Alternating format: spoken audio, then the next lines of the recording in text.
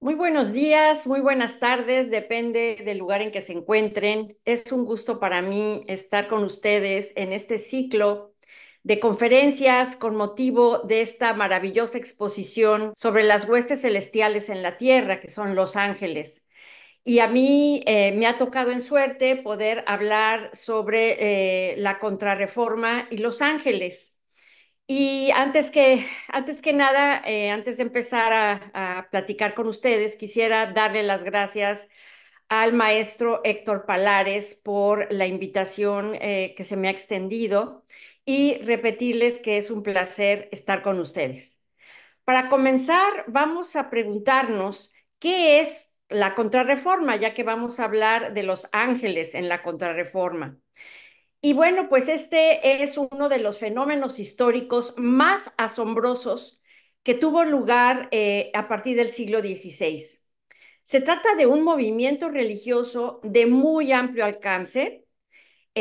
Claro, es un enorme alcance cultural que se inserta en una larga tradición católica de renovación de la Iglesia en todos sus ámbitos, pero que fue detonada por el cisma protestante que convulsionó a Europa en el siglo XVI y al que la Iglesia tuvo que enfrentar.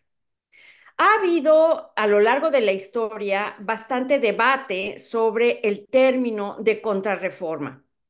Hay una discusión sobre si es reforma católica o, mejor dicho, contrarreforma, o al revés, si es del todo contrarreforma o no es contrarreforma y se puede solamente llamar reforma católica. En mi opinión, son las dos cosas. Se trata tanto de una auténtica reforma del catolicismo como de una reacción contra la reforma protestante. Sin duda, la reforma obligó a Roma a reorganizarse sin dilación y de fondo. Se trata, pues, de un proceso muy complejo que es imposible reseñar aquí en toda su magnitud. Basta decir que la contrarreforma conformó un programa de vasto alcance para sanear y depurar los males que aquejaban a la Iglesia, que fueron objeto de la crítica y del ulterior rompimiento de naciones como Alemania, Holanda, Inglaterra, el mundo nórdico, pero también para reconquistar y reintegrar, que es el sentido ecuménico universal de la contrarreforma. No solamente esto de cara a los territorios perdidos en Europa, por el avance protestante, sino también los mundos que fueron entrando en la conciencia europea desde el descubrimiento de América, puesto que hay que tomar en cuenta un factor histórico muy importante. La contrarreforma coincide con la temprana colonización del continente americano y con los esfuerzos misioneros, con la conquista espiritual, como se le ha llamado, desde el siglo XVII se le ha llamado así, y determinó este movimiento su curso.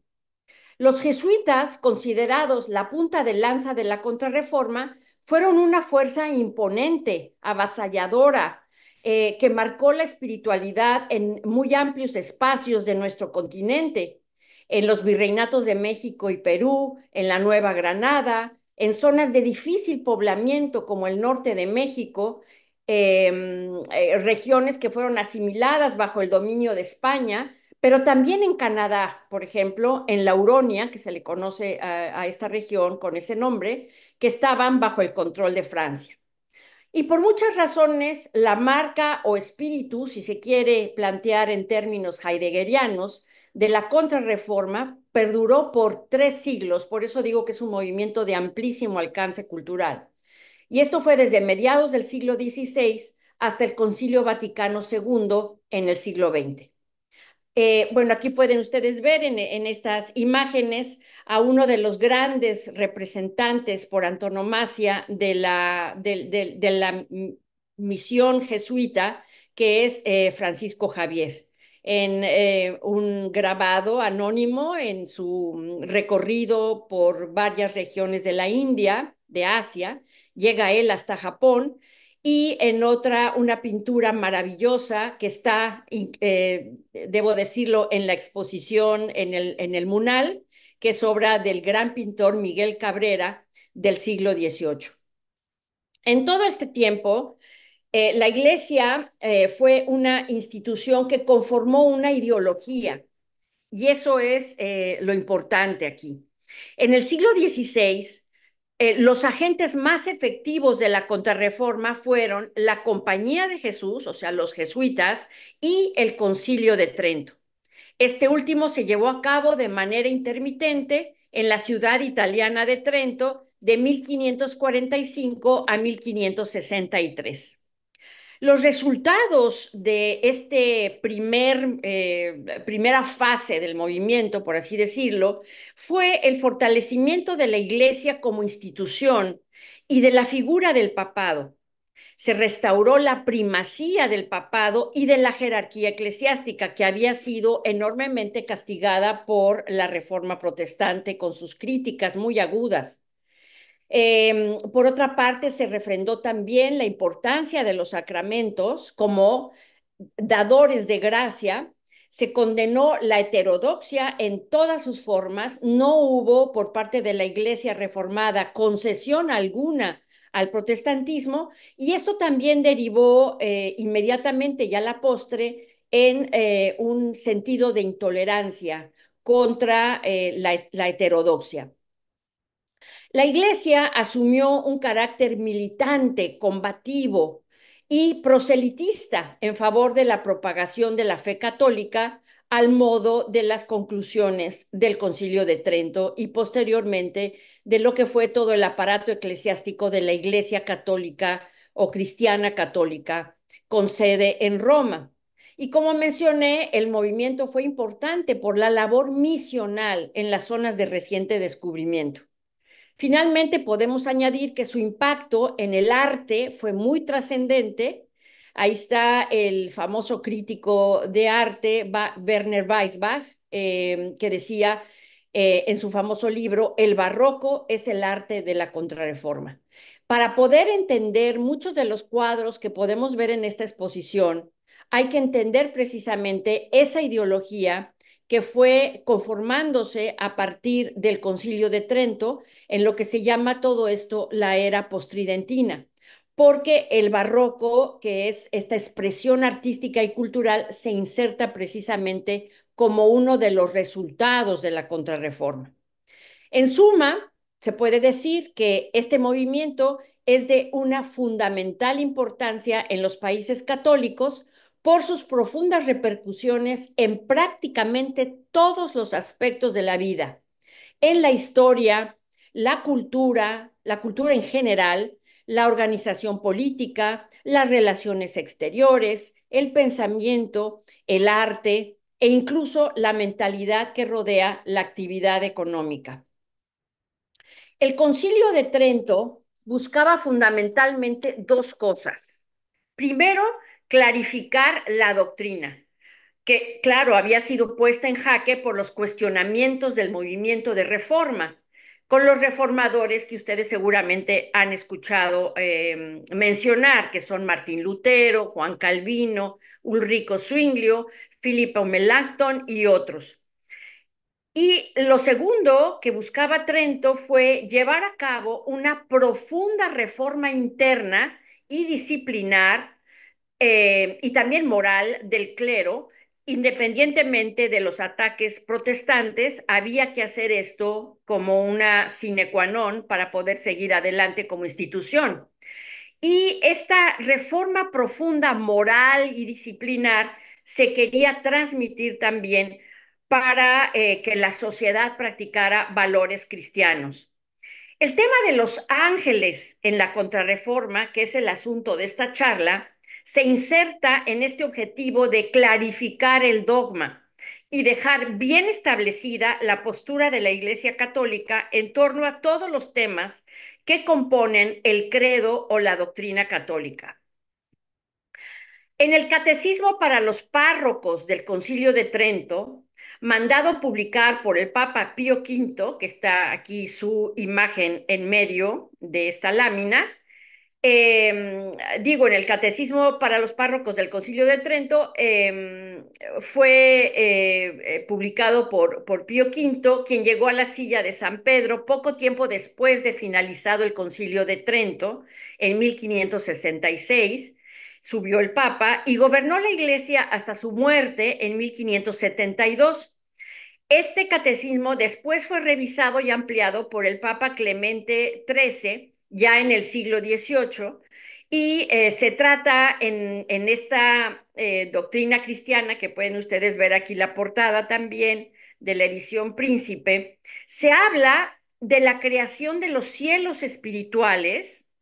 Esto es, compete también en este gran tema de los cielos espirituales, por supuesto, a los ángeles, que se cita en el catecismo, los creó Dios de la nada para que les sirviesen y asistiesen.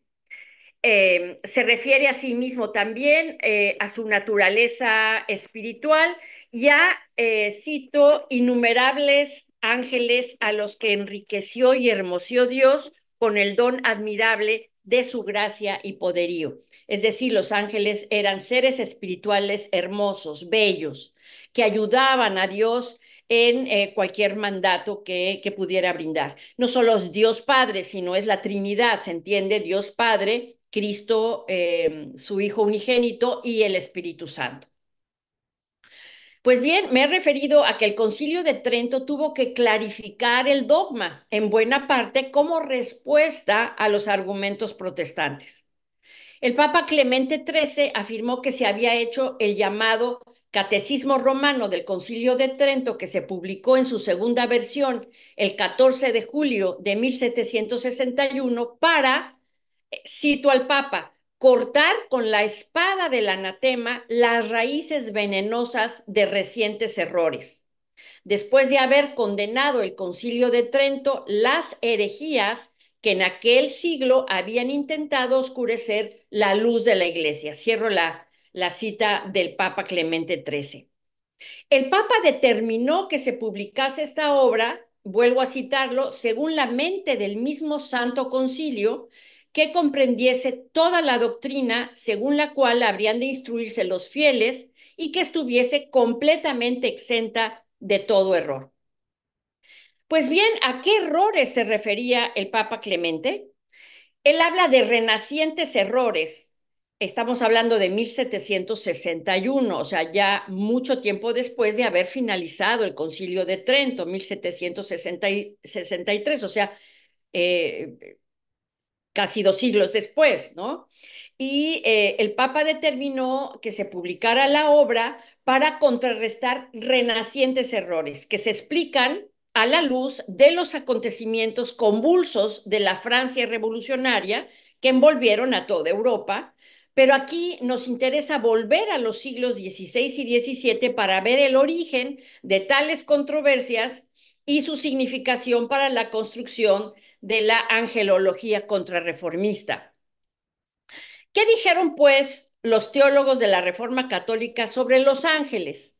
Bueno, antes de pasar a ellos, quiero enseñarles lo contenido en esta lámina, en una representación en que está la verdad católica sobre, puesta sobre los errores, los libros de teólogos equivocados, que es obviamente refiriéndose a los reformadores protestantes que tienen ahí sus libros, que son quemados por un ángel y que se disipan a sí mismo estos errores. Y por el otro lado tenemos la famosa escultura de los reformadores de Ginebra, Suiza, en el siglo XVI, Juan Calvino, Beza, Bucero y otros reformadores, que fue a los que respondió la Iglesia Católica en el siglo XVI mediante el Concilio de Trento. Y aquí, bueno, pues la verdad enfrenta a los errores y la verdad es que se ataca lo dicho por los reformadores de que no hay intercesores de la humanidad ante Dios, ningún aspecto divino se debe representar en imágenes y no se debe rendir culto ni veneración más que a Dios. Aunque la reforma protestante nunca dudó de la existencia de los ángeles, pues esta está asentada en las Sagradas Escrituras, que son la autoridad única de las confesiones protestantes.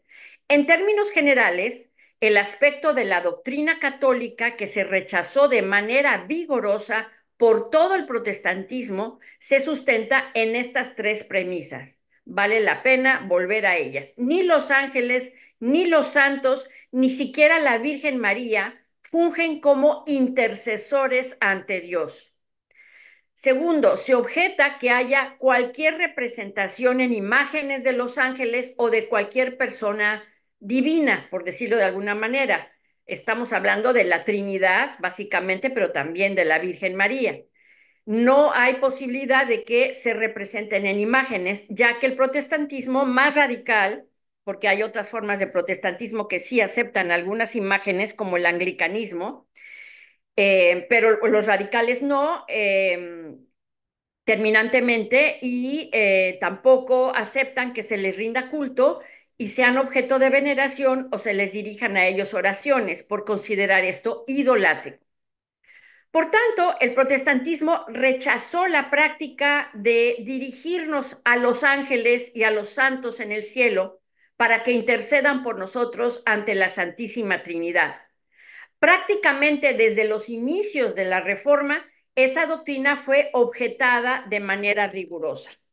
Martín Lutero, eh, pintado aquí o está representado aquí con la famosa pintura, famoso retrato que hizo de él el gran pintor alemán Lucas Cranach.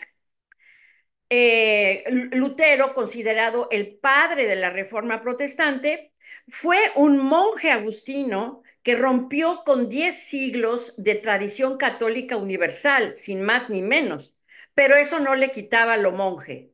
Fue un hombre a caballo entre la mentalidad medieval y una, digamos, más de cara a la modernidad. Pero Lutero nos regala hermosas reflexiones sobre los ángeles en su vastísima obra, son 64 volúmenes, ya se imaginarán, del grosor de una Biblia, cada uno. Y la oración de la mañana y la oración de la tarde, que se encuentran en el Catecismo Menor de Lutero, incluyen la súplica a su ángel custodio y dice: deja que tu santo ángel esté contigo para que el maligno enemigo no tenga poder sobre ti. Lutero pudo haber basado estas oraciones en el Salmo 91, que incluye un versículo que dice: porque Dios ordenará a sus ángeles que te guarden en todos sus caminos. En sus manos te llevarán para que tu pie no tropiece en piedra. Eso dice el Salmo 91. Lutero, como todos los de su generación, forjó su conciencia cristiana con los valores religiosos medievales. Creyó en la existencia del ángel custodio, que nos cuida de todo mal, pero el reformador alemán fue muy claro al afirmar que solo a Dios se le debe culto y oración y que no debe haber la consideración a intercesores frente al que Dios, por su omnipotencia, por ser omnisapiente, no necesita, en opinión de los reformadores, intermediarios. Pero para que esto quedara asumido, tardó bastante tiempo. La reforma también fue un proceso lento de discernimiento y de discusión teológica. Lo pueden ver en estas láminas. Una es del gran pintor alemán Alberto Durero, que representa ángeles luchando contra el mal. Y la otra es un grabado de la Reforma, donde pueden ver a Lutero predicando solo de un lado, del lado de la columna donde están estos ángeles en el cielo, pero sí están representados, ¿no? Y Cristo también está en la cruz, haciendo una propaganda reformada en contra de lo que está del otro lado de la columna, que es el mundo católico, que no se alcanza a ver del todo en esta lámina porque está cortada, pero que implica gráficamente toda la corrupción a la que había llegado la iglesia en el siglo XVI y que Lutero ataca vehementemente. En la Confesión de Augsburgo de 1530, los luteranos tocaron el tema de la invocación a los ángeles y se concluyó que se concede que los ángeles oran por nosotros, porque ahí está el testimonio de Zacarías, dice en 1:12, donde un ángel ora diciendo, oh Jehová de los ejércitos, ¿hasta cuándo no tendrás piedad de Jerusalén? Etcétera. Luego, perdón, en los artículos de Esmalcalda de 1537, el propio Lutero establece que aun cuando los ángeles del cielo, lo mismo que los santos que están sobre la tierra, o quizá también los del cielo, interceden por nosotros, como Cristo mismo lo hizo también, no se deduce por eso que debamos invocar y adorar a los ángeles.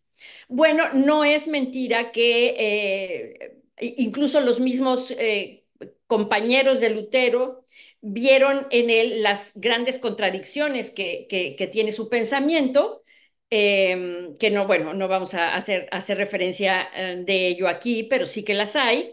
Y una de esas es lo que acabamos de mencionar, lo que hay en la Confesión de Habsburgo, que hay que orar a los ángeles, y lo que después se establece en los artículos de Esmalcalda, que no se debe orar a ellos porque no se deben invocar y adorar a dichos ángeles. Lutero fue el gran inductor de la Reforma, pero quien le dio cuerpo organizacional y jurídico a esta fue el reformador francés Juan Calvino. Calvino fue el gran sistematizador de las ideas de sus predecesores y él mismo aportó doctrinalmente muchas bases teológicas al protestantismo. Tanto Lutero como Calvino basaron su reforma en la interpretación de las doctrinas de San Agustín y de San Pablo. San Agustín afirmó que, lo cito, Dios creó a los ángeles con buena voluntad, esto es, con amor casto, con el que están unidos a Él, formando su naturaleza y al mismo tiempo que dándoles la gracia. Y así se debe creer que los santos ángeles nunca existieron sin buena voluntad, esto es, sin el amor de Dios. Cierro la cita de San Agustín. Y en su obra principal, que ven aquí en la portada, La institución de la religión cristiana, Calvino dedica varios apartados al tema de los ángeles, aunque, hay que decirlo, se movió en este sentido de manera bastante cautelosa. Es importante decir que para los protestantes es la Biblia la que marca la pauta de interpretación de todo lo existente, porque es la palabra de Dios y pues es la única autoridad que ellos consideran posible. Los padres de la iglesia, la tradición, en fin, no es considerada por los protestantes como autoridad absoluta, sino como exégesis. Así los protestantes siempre se sumergen en la Biblia para ver el significado de cada tema que tratan según lo revelado por Dios, y esa es la verdad a la que se ciñen. Dicho esto, Calvino hace su propia indagación en la Biblia de lo que son los ángeles. Ahora, como Calvino fue un detractor absoluto de las imágenes para representar cualquier cosa, pues es lógico que no tenga yo imágenes sobre ángeles, ¿no? Que se deriven de la reforma en Ginebra, Suiza, donde operó Calvino, la Roma protestante se le decía. Y aquí pueden ver esta iglesia calvinista que es absolutamente austera, no tiene imágenes. Las iglesias calvinistas no escasamente tienen a lo mejor un crucifijo en la mesa, pero contrastan enormemente con las iglesias del barroco contrarreformista de Roma, de toda Italia y de casi todo el mundo católico, ¿no? Incluso en nuestro país, bueno, pues vemos estas iglesias que, a pesar de que el siglo finales del 18 y 19 fue bastante iconoclasta contra el barroco, que se había dejado en la era colonial, bueno, pues tenemos aún estas iglesias barrocas extraordinarias, ¿no? Y he escogido estas dos figuras. Una es de Lucas Cranach, que le toca a Cranach el llamado de Lutero, o sea, es contemporáneo a Lutero, y entonces todavía vemos pues la posibilidad de estas representaciones, ¿no? el ángel Gabriel en la Anunciación, el ángel bueno, que anuncia a María la buena nueva de la espera del Salvador. Y el otro es un famoso ángel que no tiene nada que ver con el siglo XVI, es del siglo XIX, pero es una obra preciosa que representa el ángel caído de Alexander Cabanel, un pintor francés. Pero lo que es importante decir es que, pues no tenemos imágenes que sean contemporáneas a la época de Calvino sobre ángeles. Pero bueno, hay que decir que Calvino cree que en la creación de todas las cosas se considera primero a las sustancias espirituales o celestiales, esto es, a los ángeles, algunos de los cuales son buenos y protectores, mientras otros son malos, nos dice Calvino. Y son malos por la creación, perdón, no por la creación, sino por su corrupción. En la institución de la religión cristiana se refiere a la naturaleza de los demonios o los diablos, así les llama. Al principio, en la creación, fueron ángeles de Dios, pero se rebelaron contra él y se arruinaron y se convirtieron en instrumentos de perdición de otros. Así, para Calvino, hay ángeles elegidos y ángeles réprobos. Igual que la humanidad, no me voy a meter ahorita en la doctrina calvinista, que es bastante compleja, pero así como en la humanidad hay elegidos de Dios y réprobos mandados por Dios al infierno, digamos, también hay ángeles buenos elegidos en su mundo, en el mundo cristiano, protestante, y ángeles réprobos que, como Lucifer, han sido enviados también al infierno. Y otra cosa que dice Calvino es, lo cito, siendo los ángeles ministros de Dios, ordenados para hacer lo que Él les mande, tampoco puede haber duda alguna de que son también sus criaturas. Lo dice la Sagrada Escritura, hago esta interrupción a la cita. Pero, dice Calvino, suscitar cuestiones sobre el tiempo o el orden en que fueron creados es más bien obstinación que diligencia. Al no haber en la Biblia referencias, repito, sobre esto último, había que ser prudentes en torno a la especulación sobre la naturaleza angelical. Estos angelitos que ven arriba del retrato de Calvino son también de Lucas Cranach, este pintor contemporáneo de Lutero. Pero bueno, los pongo ahí para que ustedes vean estas manifestaciones angelicales en el tiempo de la Reforma. Y repito, al no haber en la Biblia referencias sobre el tiempo o el orden en que fueron creados, había que ser prudentes en torno a esta especulación sobre la naturaleza angelical, decía Calvino. Y en su institución de la religión cristiana dice que sacará lo que es real sobre los ángeles de la Sagrada Escritura. Entonces afirma que la Biblia habla ciertamente de su existencia, son criaturas de Dios. Son espíritus celestiales cuya obediencia y ministerio emplea a Dios para ejecutar todos los propósitos que ha decretado. Son una especie de mensajeros o intermediarios para manifestar la voluntad de Dios a los hombres, como es el caso del ángel Gabriel, que manifiesta a la Virgen María su nueva condición de ser elegida por la gracia de Dios. Y también nos dice Calvino, se les ha llamado anfitriones o soldados de Dios. Este grabado también de Alberto Durero, que también es contemporáneo al rompimiento de la reforma respecto a Roma, está este ángel que es San Miguel, ¿no? Como un soldado de Dios.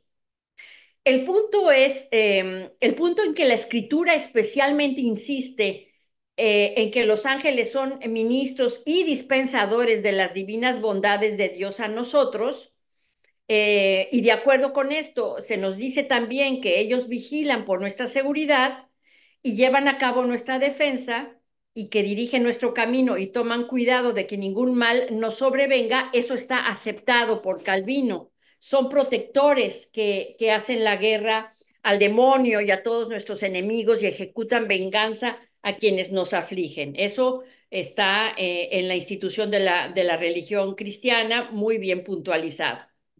Pero dice Calvino, no me atrevo a decir con certeza si cada creyente tiene un ángel asignado a él para su defensa. Intuye que hay un pasaje en la escritura que pudiera orientar a que sí lo hay, pero concluye que esto es dudoso. Y dice, lo que sí puedo afirmar con certeza es que ellos, o sea, los ángeles, y no necesariamente uno de ellos, cuidan de nosotros. Lo cierto es que los ángeles son espíritus que protegen, según está establecido en Hebreos 1:14, que como les digo, los protestantes hacen una exégesis cuidadosa y puntual de lo que hay en la Biblia y de ahí sacan sus conclusiones. Entonces, lo cierto es que los ángeles sí son espíritus que protegen porque lo dice la Biblia, tanto el Antiguo como el Nuevo Testamento, y cuyos servicios emplea Dios para proteger a su pueblo y de quienes distribuye sus favores entre las personas, además de que ejercen o ejecutan sus mandatos.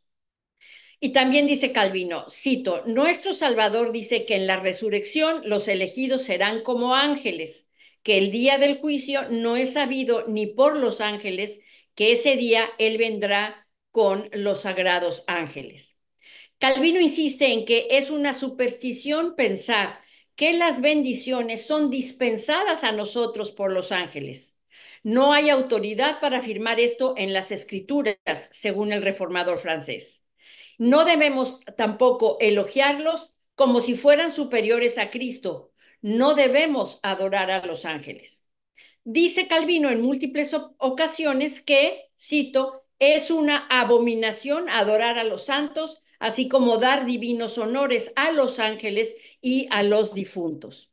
Calvino se apoya en San Pablo, en este caso, para decir que Cristo es superior a los ángeles y que todo el poder de ellos se deriva de Cristo.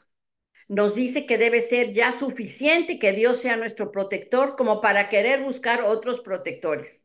Y dice, admito que el simple hecho de que Dios sea nuestro protector hace impropio que aún busquemos ayuda por allí. Por nuestra debilidad, nuestro Señor, por su infinita bondad e indulgencia, provee su favor hacia nosotros y nadie más. Cristo es nuestro único mediador en quien debemos depender y confiar. Cierro la cita de Calvino.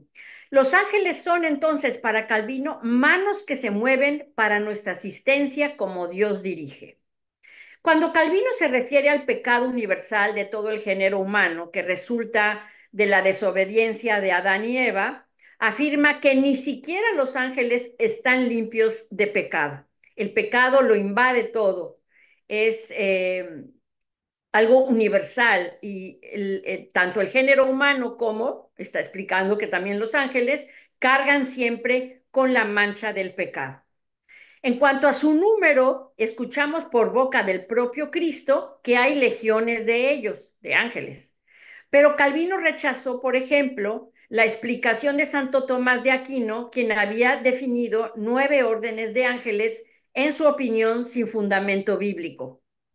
Y dice Calvino, debemos renunciar a esos vanos balbuceos de hombres ociosos, o sea, claramente está criticando la escolástica y en particular a Santo Tomás de Aquino. Debemos renunciar a esos vanos balbuceos de hombres ociosos concernientes a la naturaleza, rango o jerarquía de los ángeles, sin la más mínima autoridad en la palabra de Dios. O sea, para Calvino, esas son especulaciones superfluas.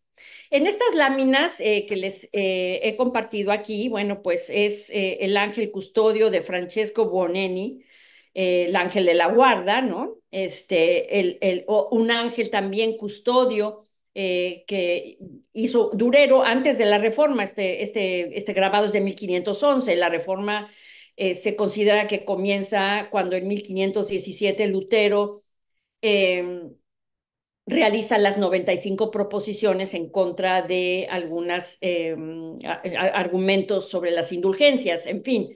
Y luego tenemos este muy, muy bello cuadro de Cranach el Viejo de 1540, o sea, ya después de que la reforma se ha desatado en Europa.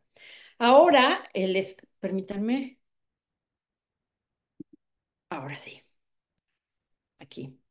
Aquí es ya esta otra lámina, para decirles que Calvino concluye que en cuanto a su rango y número, se clasifican los ángeles entre esos temas misteriosos que serán enteramente revelados en el juicio final. Y aquí tenemos, bueno, pues una lámina, perdón, en esta lámina una imagen del juicio final de un pintor holandés, Lucas van Leyden, de 1527, ya la época de la Reforma. Pero también les quise mostrar este hermoso arcángel Miguel, que ya había yo mencionado como un ángel victorioso sobre el demonio. Este es de 1501, pero es de Rafael, antes de la Reforma, por supuesto, y del Renacimiento, y el de Lucas Cranach, el viejo de 1547, que es esta anunciación, donde se presenta el ángel Gabriel ante la Virgen, que es ya también de la época de Lutero. Bueno, Calvino se refiere también a Miguel y Gabriel. Sobre su rango, hay quienes presumen y dogmatizan, nos dice, acerca de esto, pero admito que Miguel es descrito por David como un poderoso príncipe y por Judas como un arcángel. Y acepta que solamente ha encontrado dos nombres de ángeles en las escrituras, que son Miguel y Gabriel. No hace referencia a Rafael Calvino, a pesar de que también se ha mencionado. Calvino no abunda más en ello, en la cuestión de estos ángeles, pero de hecho la Biblia menciona el nombre de tres, como he dicho, que son Miguel, que significa quien como Dios, el más importante, es el jefe de las milicias angélicas, porque venció y expulsó a Satanás del cielo, como se lee en el Apocalipsis 12, 7, 9, que cita, entonces se entabló una batalla en el cielo, Miguel y sus ángeles combatieron con el dragón, también el dragón y sus ángeles combatieron, pero no prevalecieron y no hubo ya en el cielo lugar para ellos. Y fue arrojado el gran dragón, la serpiente antigua, el llamado diablo y Satanás, el seductor del mundo entero. Fue arrojado a la tierra y sus ángeles fueron arrojados con él. Eso dice el Apocalipsis 12. Luego está Gabriel, el mensajero de Dios, significa, es el que anuncia el embarazo de Isabel a Zacarías cuando estaba oficiando en el templo. El ángel le respondió, yo soy Gabriel, el que está delante de Dios, y he sido enviado para hablarte y anunciarte esta buena nueva. Está eso en Lucas 1, 11, 20. Y por supuesto, sabemos todos que anuncia también a María la encarnación del Verbo. Al sexto mes fue enviado por Dios el ángel Gabriel a una ciudad de Galilea llamada Nazaret. Eso lo encontramos también en Lucas 1, 26, 38. A pesar de que los textos sagrados mencionan a querubines alados y serafines, Calvino no hace referencia a ellos en su obra. Podemos decir que en suma, el mensaje que da Calvino es que el peligro real estaba no en creer en los ángeles, sino en las especulaciones no ciertas sobre los ángeles y principalmente en la imposibilidad de adorarles, de representarlos iconográficamente y de considerarlos intercesores o mediadores ante Jesucristo. La tesis protestante quedó asumida en que ni los ángeles ni cualquier otro ser creado es descrito jamás como un intercesor con el Padre. Solo Cristo y el Espíritu Santo lo son, como dice Romanos 8:26, y solamente Cristo y el Espíritu Santo pueden interceder ante el trono del Padre. ¿Por qué es importante haber revisado estas interpretaciones del protestantismo en esta charla? Bueno, por una razón muy sencilla. El Concilio de Trento respondió vigorosamente contra estos argumentos. La Contrarreforma rechazó la tesis protestante de que ni los ángeles ni cualquier otro ser creado es descrito jamás como un intercesor con el Padre y reafirmó la postura de que sí lo eran. La oración a Dios da fruto por la mediación y ayuda de los ángeles. Ellos son intercesores. El catolicismo, el catolicismo alienta a buscar la ayuda de los ángeles a través de la oración. ¿Quién no aprendió esta oración de Santo Ángel de mi guarda, mi dulce compañía? No nos desampares ni de noche ni de día, que oramos los niños mexicanos de siempre, ¿no? Era una tradición inculcada por los padres de esta oración del Santo Ángel de la Guarda. Bueno, pues eso se viene reafirmando desde el siglo XVI, la oración para buscar la ayuda de los ángeles. Y además recordamos que la Reforma Protestante, como rechazó la representación de imágenes religiosas por considerarlas vehículos para la idolatría, pues la Contrarreforma hace énfasis en la producción de imágenes que muestren todo lo que el protestantismo había rechazado y todo lo que había atacado, como pueden ver ustedes en estas láminas. El catolicismo de la Contrarreforma reafirmó la importancia de las imágenes como vehículos de transmisión de la devoción y la piedad religiosas.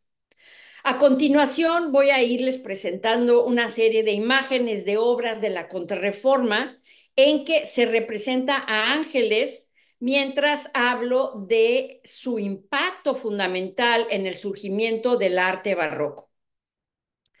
Vamos a ver qué es el barroco. Bueno, es barroco es como uno de los periodos más grandes del arte cristiano.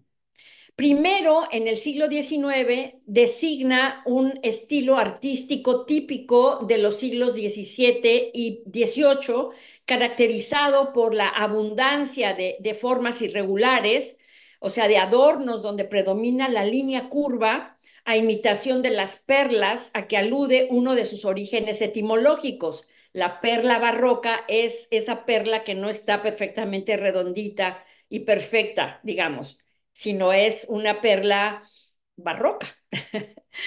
Y segundo,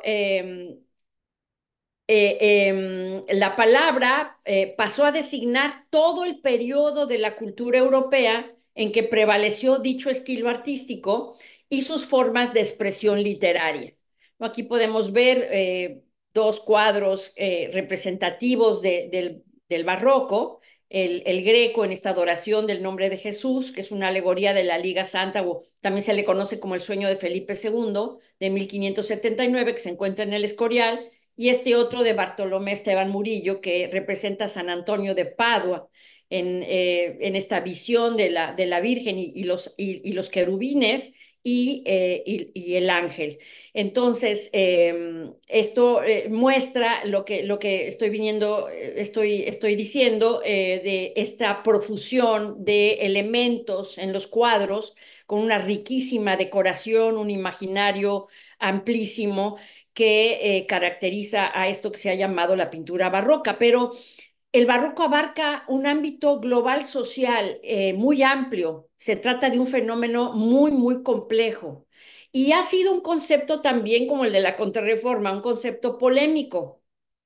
Muchos son los teóricos que han discutido sobre el tema de la definición del barroco. Tenemos a grandes historiadores del arte como Jacobo Burckhardt, Heinrich von Pfäffling, Benedetto Croce, Werner Weisbach, Émile Mallet, Eugenio de Ors, José Antonio Maravall, el recientemente fallecido José Luis Avellán, Santiago Sebastián, Fernando Rodríguez de la Flor, y aquí en México innumerables especialistas como Jaime Cuadriello, Elisa Vargas Lugo, Paula Mus y otros más. Pero este concepto se sigue discutiendo hoy por hoy desde el siglo, desde principios del siglo XX, casi podría decir que ha sido un tema que no se ha abandonado. Bueno, un punto de concordancia es que las manifestaciones artísticas de este periodo expresan las emociones esenciales de la época de la Contrarreforma. El arte está inmerso en época de tensiones sociales de conflicto, de inestabilidad. Y no solo son conflictos religiosos, imagínense lo que supuso la fractura de Alemania, del mundo católico universal europeo, y también se llevó consigo el mundo nórdico que se vuelve protestante, ¿no? Imagínense lo que eso significó para la Europa de ese momento. Entonces, no solamente se disparan los conflictos religiosos, hay guerras tremendas religiosas en toda Europa, principalmente en Francia, podríamos decir, pero también en otros estados. Esto se traduce en una constante vida que enfrenta lo bélico, la guerra, el hambre, la violencia, en fin, y es en el siglo XVII, por ejemplo, en que se da la llamada Guerra de 30 años, imagínense lo que eso supone, ¿no? Y las guerras de religión, como digo, así como estas persecuciones entre católicos y protestantes, de los dos bandos va a haber martirio y persecución. Entonces, la conflictividad es una característica del barroco, según nos lo expone José Antonio Maraval. Es una época de manifestación de impulsos, de pasiones, de afectos, toda una gama de manifestaciones psicológicas. Y como nos dice Maraval, acertadamente, despertar y mover los afectos es la gran razón del barroco. Y vuelvo al Greco, que es, bueno, una quintesencia, ¿no? De los pintores, de los artistas en el barroco. El carácter propio del barroco es hacer entrar la idea por los ojos, la idea de qué, bueno, la ideología de la iglesia de la que he estado hablando, la iglesia de la contrarreforma o de la reforma católica. Todo lo que se argumenta, todo lo que se postula, hay que transmitirlo, porque de otra forma no llega al pueblo. Y el arte es un medio para hacer entrar la idea, la ideología por los ojos. Entonces, las obras religiosas estimulan la piedad, ¿sí? Despiertan la compasión, como esta Trinidad del Greco, en donde está Cristo yacente, que es alzado al cielo por Dios Padre en presencia del Espíritu Santo y claro, de los ángeles, porque como les dije, les prometí enseñarles ángeles y más ángeles en las pinturas del barroco contrarreformista. Y del otro lado tenemos también esta preciosa pintura de la Inmaculada Concepción, también está sostenida por este ángel, casi siempre la representación de la Inmaculada Concepción viene representada con un ángel que la sostiene a la Virgen está totalmente libre de pecado y eso es lo que se defiende también en la contrarreforma. De hecho, es una polémica que dura toda la Edad Media prácticamente, de si la Virgen traía consigo al momento de su nacimiento el pecado o por ser madre de Jesús, porque iba a ser madre de Jesús, ya desde el principio de su concepción estaba exenta de pecado, que fue después el dogma que se aclara en el siglo XIX en cuanto a que la Virgen está libre de pecado desde su misma concepción. Entonces aquí vemos estas ideas representadas a través de la pintura para tratar de clarificarlas y de que se puedan entender por el común de los mortales, ¿no? Entonces la pintura adquiere una elocuencia expresiva y un sentido simbólico muy potente en la Contrarreforma. El barroco es un estilo de honda espiritualidad, lo estamos viendo también a través del Greco, ganado por valores morales cristianos. Y podemos decir que su expresión plena va, también hay polémica sobre esto, algunos lo insertan en la historia europea a partir de 1570, pero parece ser que su expresión plena es 1610 a 1630. Y el barroco representa la manifestación cultural del espíritu de la Reforma Católica. Por eso es tan importante que yo haga énfasis en esto, en esta charla. Vuelvo a repetir, el barroco representa la manifestación cultural del espíritu de la Reforma Católica Y en la parte política, aunque no me voy a meter en ello porque sería tema de otra charla, también lo es del absolutismo político. El barroco no solo se refiere a conceptos morfológicos o estilísticos, sino a un periodo único de la cultura europea que se da en el siglo XVII. La Contrarreforma convirtió al arte en un vehículo de propaganda, como puede verse en este magnífico cuadro de 1675, esta pintura en que se hace toda una propaganda de acuerdo con las directrices impuestas por el papado y por los jesuitas. Aquí está la representación de San Ignacio de Loyola, triunfante, es la verdad, lo que él ha postulado es la verdad, está pasando su carruaje barroco sobre la herejía y está iluminando, ¿no? Estas escenas bíblicas en todo un magnífico cuadro que no deja un solo espacio en blanco, ¿no? Entonces vemos esta propaganda del catolicismo a la vez que la exaltación de este ángel que está haciendo de la figura de Ignacio de Loyola, que es santificado muy pronto, en 1622, ¿no? Y este cuadro es de Valladolid, hay que decir que es España la que asimila bien las formas barrocas que vienen de Italia y la influencia española se expande. Coincide también con la llamada decadencia, entre comillas, decadencia política y económica del reino, pero no se trata de ninguna manera de una decadencia cultural. Es el siglo de oro, el siglo de la literatura española que es grandiosa, al igual que las manifestaciones pictóricas lo son. Y esta tendencia hasta la exaltación mística del arte y la cultura, pues la podemos ver en la pintura española, lo mismo que en la pintura italiana, pero España le da un sello muy particular.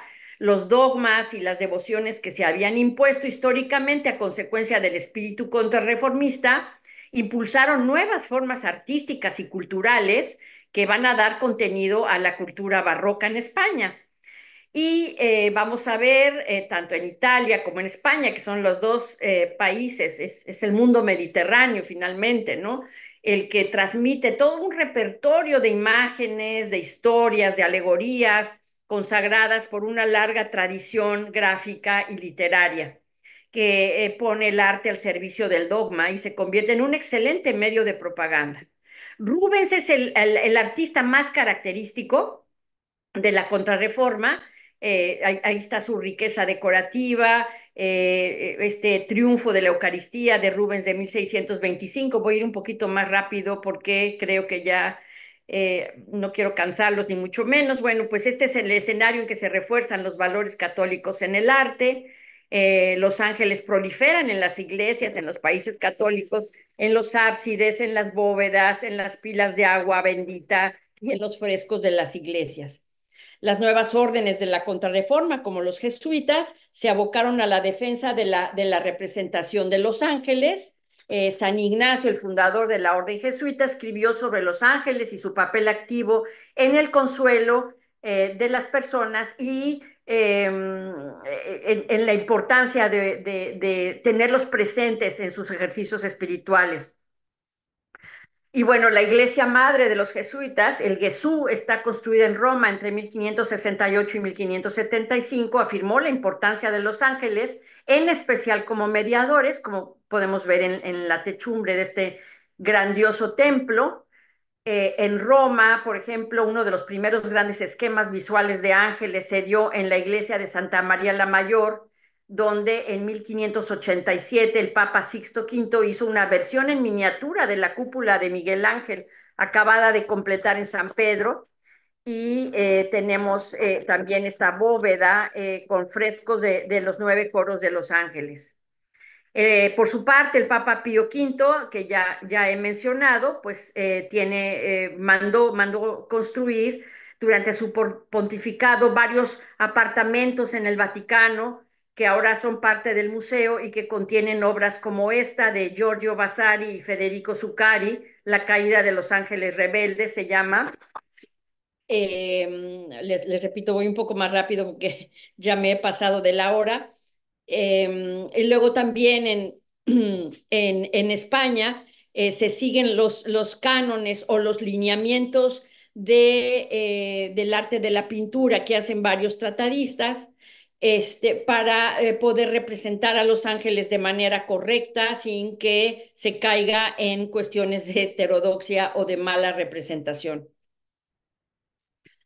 Bueno, les traigo este ejemplo que también es del siglo XIX, ¿no? Para simplemente mostrarles hasta dónde llega estas representaciones que se van repitiendo en la Contrarreforma, desde la caída del ángel malo y el triunfo del ángel bueno y las representaciones artísticas de la Contrarreforma y bueno, ya desde antes, ¿no? Durante la Edad Media se representa muchas veces el diablo, demonio en diferentes manifestaciones, ¿no? Aquí hay algunas de ellas. Y ya en la época barroca, pues esta de Vicente Carducho de 1632 que representa al demonio. Este es un detalle simplemente de la coronación que hace el ángel de San Ignacio de Loyola. Y por otro lado tenemos este anónimo que es de la Nueva España, donde está San Miguel triunfante sobre el demonio de siete cabezas, pero lo que llama la atención aquí es fabuloso, es que porta el estandarte de la Virgen de Guadalupe, que por cierto O'Gorman definió como la flor más importante de la Contrarreforma. Este cuadro también de la Nueva España, de Celaya, Guanajuato, que también está profusamente decorado con ángeles y que representa toda la ideología contrarreformista. El triunfo de la iglesia sobre la herejía, ahí están atropellados Calvino, Lutero y otros herejes con todo y su nombre, que no se alcanza a ver en el cuadro, pero que vienen, y que está esta procesión de los doctores de la iglesia llegando al arco triunfal, donde los espera la orden carmelitana, que es también la cara mística de la Contrarreforma. Bueno, está la portada de Werner Weissbach, el barroco del arte de la Contrarreforma, y un ángel preciosísimo de Bernini, el gran arquitecto y el responsable de la Plaza de San Pedro. Y he querido terminar con esta hermosísima portada del retablo de los siete príncipes en el templo de Nuestra Señora del Carmen en San Luis Potosí, que representa los siete arcángeles, Yehudiel, Sealtiel, Uriel, Baraquiel y los que ya conocemos, que son Miguel, Gabriel y Rafael. Y con esto termino. Muchísimas gracias por su atención.